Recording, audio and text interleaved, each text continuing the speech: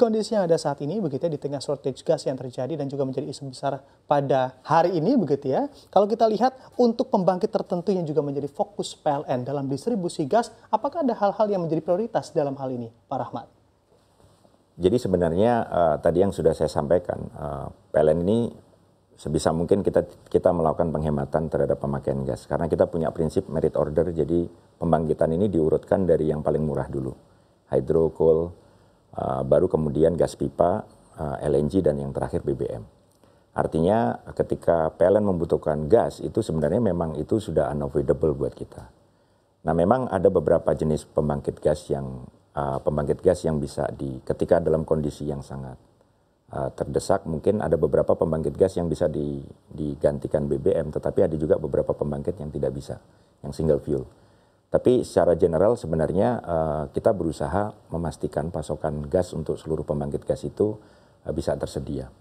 Terutama untuk kalau pembangkit gas ini yang terbesar itu ada di Jawa Barat, terutama di Jakarta, dan juga di Sumatera bagian utara. Yang ketiga adalah di Bali. Ini 3 area yang menjadi fokus kita agar pemenuhan kebutuhan gasnya terpenuhi.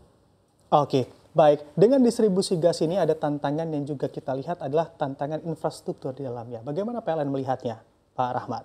Betul, jadi memang berbeda dengan BBM misalnya. Untuk gas ini memang kita harus memastikan pertama pengadaan dari sisi volume molekulnya, baik itu gas maupun LNG.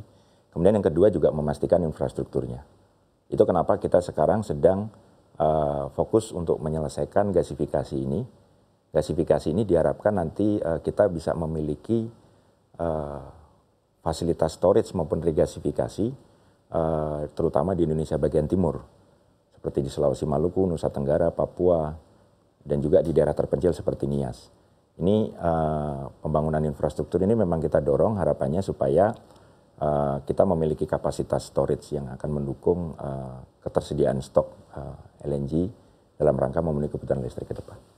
Oke, baik. Kita bicara lagi terkait potensi impor dalam hal ini atau dalam kondisi shortage. Anda melihatnya akan seberapa besar impor kita ke depannya?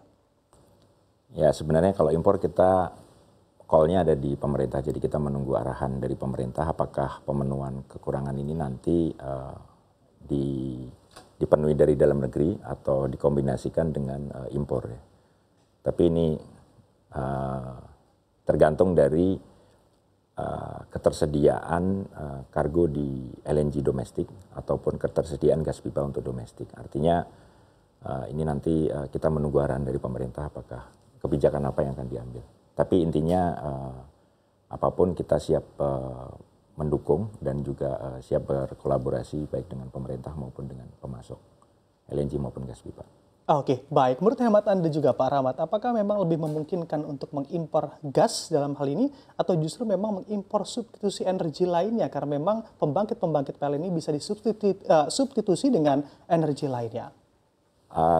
Ketika kita sudah masuk di dalam perencanaan gas itu sebenarnya sudah istilahnya sudah sangat kecil roomnya untuk kita alihkan dengan energi lainnya. Karena energi berikutnya mungkin yang bisa jadi alternatif itu adalah BBM. Nah ketika BBM ini kan juga sebenarnya BBM yang di Indonesia ini secara produksi juga konsumsinya lebih tinggi daripada produksi domestik gitu ya. Jadi sebenarnya mungkin pilihannya tidak banyak ya, artinya sebisa mungkin kita ingin agar gas ini bisa terpenuhi karena memang ini lebih efisien dari BBM dan juga lebih bersih dan juga secara domestik sebenarnya dalam jangka panjang ini harapannya dengan pengembangan lapangan baru ini bisa dipenuhi ya. Oke. Oke, sejauh ini apakah memang ada koordinasi atau komunikasi dengan PT Pertamina terkait shortage gas ini, Pak Rahmat? Kita terus berkoordinasi termasuk dengan Pertamina. Jadi Pertamina ini adalah partner kita baik dari sisi produsen karena kita memiliki beberapa kontrak gas pipa seperti dari PEP Cepu, di Jambaran Tiung Biru. Kemudian juga ada kontrak dengan beberapa blok PEP, PHI dan juga kita berkolaborasi juga dengan PGN. PGN ini ada beberapa kontrak yang ke Batam ya.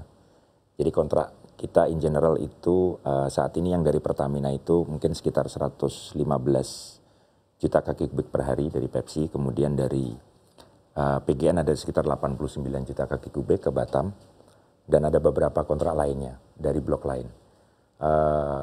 Kita terus berkoordinasi juga dengan mereka apabila mereka bisa meningkatkan produksinya ataupun menambah kapasitasnya.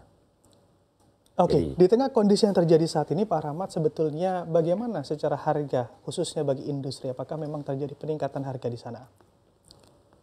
Memang harga ini kalau kita lihat dari historicalnya, harga gas sekarang memang tidak bisa dihindari mengalami kenaikan. Kenapa? Karena kita melihat gas yang kita ambil saat ini berasal dari pengembangan lapangan-lapangan yang rata-rata memang sudah lama dikembangkan ya. Jadi memang dari sisi hulu kita menyadari memang ada kenaikan biaya per unit karena memang biaya pengembangan yang lebih mahal. Dan itu dari sisi PLN kita juga menyadari adanya kenaikan itu karena adanya penurunan produksi sehingga secara tarif per unit, harga per unit ini menjadi naik. Kemudian juga pengembangan lapangan baru memang umumnya rata-rata berasal dari offshore misalnya, kemudian dari remote area. Jadi memang kita juga sudah mengantisipasi memang harga gas itu secara kontrak yang ada di PLN ini memang kalau kita bandingkan dengan dulu itu memang mengalami kenaikan. Oke, sudah terlihat trennya mengalami peningkatan. Apakah akan terus meningkat? Karena memang dilihat dari strategi dan juga rencananya dalam produksi begitu ya, ini juga masih dalam cenderung jangka waktu yang cukup panjang, bukan jangka waktu pendek, Pak Rahmat. Jadi sebenarnya kalau kenaikan ini biasanya bersifat tidak setiap tahun mengalami kenaikan. Artinya kita karena berkontrak ini dalam periode jangka menengah dan jangka panjang, itu biasanya yang kita bandingkan adalah kontrak jangka panjang sekarang dengan kontrak jangka panjang yang dulu. Ini memang mengalami kenaikan, tapi dalam satu periode kontrak harusnya harga yang kita miliki ini fix atau kita mengikuti formula yang ada. Jadi tidak setiap tahun naik. Tapi memang ini tergantung dari pengembangan lapangan per lapangan. Itu yang kita diskusikan dengan para pemasok. Oke, baik. Kami juga akan melihat point of view Anda untuk melihat outlook kebutuhan gas atau pasokan gas terkhusus untuk diubah ke listrik begitu ya dalam beberapa tahun ke depan akan seperti apa untuk prospeknya dan juga outlooknya, Pak Rahmat? Jadi ke depan dengan adanya pertumbuhan demand electricity yang terus naik, memang PLN berusaha mengoptimalkan pengembangan renewable energy. Tetapi untuk mengimbangi pengembangan renewable energy ini ada beberapa pembangkit gas baru yang harus dibangun. Jadi secara kebutuhan gas sampai dengan 2033 ini kita mengestimasi dari sisi PLN Group ini mencapai 2,6 miliar kaki kubik gas per hari. Ini berarti kenaikannya sekitar hampir 80% kalau kita bandingkan per hari ini. Artinya memang gas ke depan untuk kelistrikan ini akan sangat berperan dalam mendukung kestabilan pasokan PLN kepada masyarakat. Oke,